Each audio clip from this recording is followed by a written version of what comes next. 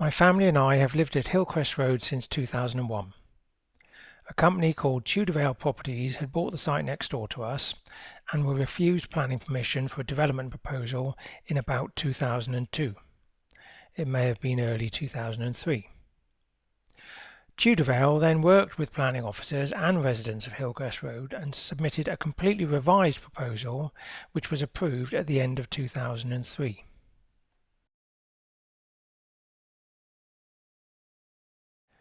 The development is known as the Regency, and its freehold has since been sold to the Palmhurst Group. It is 5 stories along the high road, but as it goes west along Hillcrest Road it reduces to 4 stories and then 3. Then there is a block of 4 flats, which is built in the style of a 2-story house, to help the development merge into the existing homes along Hillcrest Road. Specifically, this block, referred to as 31 Hillcrest Road, was designed to reduce the impact that the development had on my family and I, its immediate neighbours.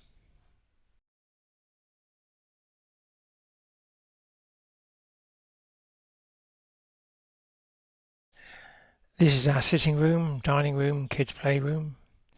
We have our daily meals in here. The kids will watch television and they'll play PlayStation, etc. It's a north-facing room, and so we have a large patio doors to let light in. Outside you can see part of our garden. This part has a patio, an area of lawn and a play area at the back. At the end of the garden, through the trees, you can just about see Eton Court. I'll zoom in a little bit and you can see that this is the west end of Eton Court. That is a 3rd-story window, which you can't really see in the summer. It's got a good shielding of trees, a couple of small lilandi to the right, and a couple of large ones to the left. The actual window is shielded by the deciduous tree, which nicely fills the gap between the lilandi. When the leaves disappear, then the window would be clearly visible. And this means we would be clearly visible by anyone on the other side of the window. The rest of Eton Court is shielded by the large lime tree on the right. In the winter months, however, when the tree has lost its leaves, this section of Eton Court becomes clearly visible. The proposals want to build 2 stories higher than we have at present. This will not only introduce additional windows, which will not be shielded by trees, it will also block out the bit of light sky that is still showing through the trees. Ideally, I would like to cut back the 2 larger lilandi so they block less of the sky and give us more light. This won't be worth it if it's just going to be replaced by 2 extra stories of building. If you take a look at the trees on the right, you can see they're very tall and they block out all the morning sun and hide the skyline all day, so they darken the garden. They've been cut back in the last couple of weeks, so it is much brighter in this part of the garden than it was, but they still block the skyline, so I don't really want the skyline at the back of the garden completely blocked also by the new extension. This could make us feel blocked in.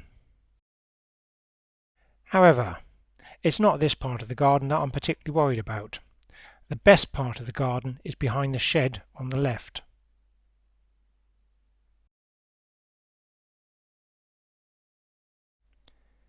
This is the main part of the garden. It's a garden that's in daily use. It runs east to west, so it gets direct sunlight for so much of the day. This makes it a great place to hang the washing out, to grow fruit and veg, or to sit and play. In the summer, I spend more time in this part of the garden than I do in any other room in the house, excepting the bedroom when I'm asleep. I spend quite a bit of time here in the cooler months too. It is a garden that is in daily use by both me and the rest of the family. I'll quickly show you round this part of the garden so you can see why it's important to us. Then I'll show you Eton Court from here. I hope then that you will see what an off-put an extension to Eton Court would be. On any half-decent day the washing goes out on the line, sometimes 2 loads. This is our main compost heap. Come rain or shine, summer or winter, kitchen waste comes out here every day. Here we have a plum tree. It's still young, but it's produced about 100 plums this year. That's regular visits to the garden during August. There's a small Bramley apple tree, nothing much at the moment. This is a mature apple tree, 200 apples plus this year. This will keep us backwards and forth well into September as we harvest them. There's a newish James Grieve apple tree. There's a William pear. Then there's a couple more apple trees and another pear tree on the corner of the vegetable patch. In a few years' time we'll have to spend most of our waking hours here just to harvest the fruit.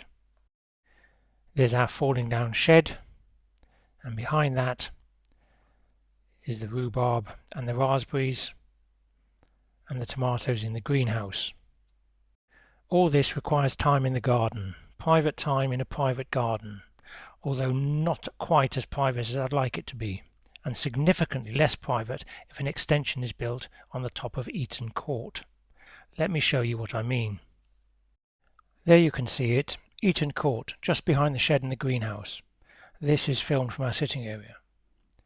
You can just about see the top of a window above the shed. That's not a problem at the moment, but they want to build 2 stories on top of that. The windows from the flats in these 2 stories will have completely unrestricted views of our day-to-day activities. The flats are also due to have terraces, which when they're used will make us feel extremely self-conscious. The extra height added by the 2 extra stories will block out the skyline you can see. It will make the building seem very overbearing. It'll be a very dominating feature, not what I would expect directly behind a row of semi-detached houses.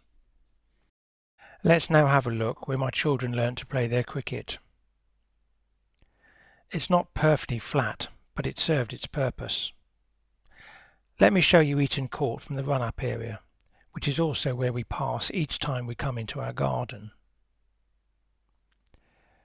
There it is at present. The wooden trellis has fallen from the top of the fence, but I haven't put it back so you can see just how close Eton Court is to us.